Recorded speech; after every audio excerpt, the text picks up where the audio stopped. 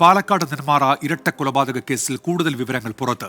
കൊല്ലപ്പെട്ട സുധാകരന്റെ ഭാര്യ സജിതയെ പ്രതി ചെന്താമര കൊലപ്പെടുത്തിയത് കൂടോത്രം ചെയ്തു എന്ന സംശയത്തെ തുടർന്ന് ചെന്താമരയുടെ കുടുംബ ബന്ധം തകർത്തത് നീളമുള്ള മുടിയുള്ള സ്ത്രീ എന്ന് ഒരു ജോസ്യൻ പ്രവചിച്ചതാണ് കൊലപാതകത്തിലേക്ക് നയിച്ചത്. സജിതയെ 2019 കൊലപ്പെടുത്തിയത്. സൂരജ് സജിയുണ്ട് പാലക്കാട് നിന്ന്. സൂരജ്, ഇതുമായി ബന്ധപ്പെട്ട് എന്തൊക്കെ പുതിയ വിവരങ്ങളാണ് ഇപ്പോൾ പുറത്തുവരുന്നത്? സൂരജ്.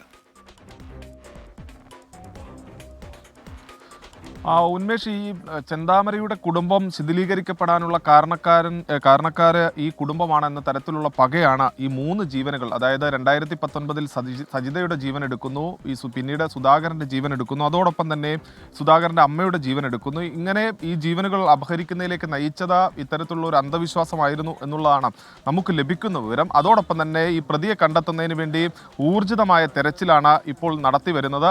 അതായത് ഇന്ന് പോലീസിന്റെയും ഒക്കെ നേതൃത്വത്തിൽ വലിയ തിരച്ചിലിലേക്ക് പോകുന്നു. ഇപ്പോൾ നമുക്കൊപ്പം ചേരുന്നത് ഈ ചെന്താമരയുടെ ബന്ധുവും അതുപോലെ തന്നെ ഈ കൊലപാതകത്തിന് മുമ്പ് ഈ പ്രതിയെ അവസാനമായി കണ്ട വ്യക്തി കൂടിയാണ്. ചേട്ടാ, എപ്പോഴാണ് ഈ പ്രതിയെ കണ്ടത്?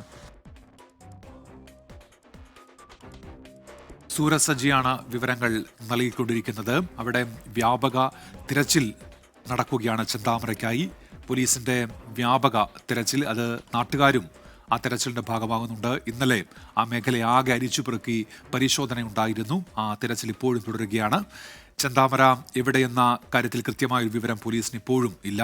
ഇക്കാര്യത്തിലെ പോലീസ് അനാസ്ഥയും വലിയ തോതിൽ ഇപ്പോൾ ചർച്ചയാകുന്നുണ്ട്. അതിനെതിരെ പ്രതിഷേധമുയരുന്നുണ്ട്. ജാമ്യവ്യവസ്ഥകൾ ലംഘിച്ചിട്ടും ആ പ്രതിയെ എന്തിന് പുറത്തു നിർത്തിയെന്നുള്ള ചോദ്യവും ഒരു ഭാഗത്ത് ഉയരുന്നുണ്ട്. ചെന്താമരയ്ക്കായി വ്യാപക തിരച്ചിൽ നടക്കുകയാണ്.